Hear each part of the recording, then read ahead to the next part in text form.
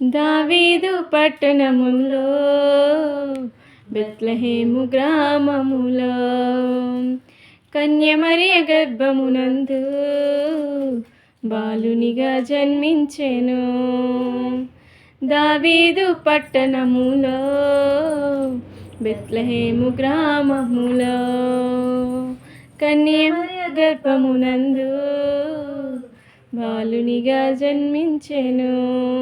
అంధకారమే తొలగిపోయెను, చీకు చింతలే తీరిపోయెను. అంధకారమే తొలగిపోయెను, చీకు చింతలే తీరిపోయెను. మన చీకటి బ్రతుకులలోనా ప్రభు యేసు జన్మించెను.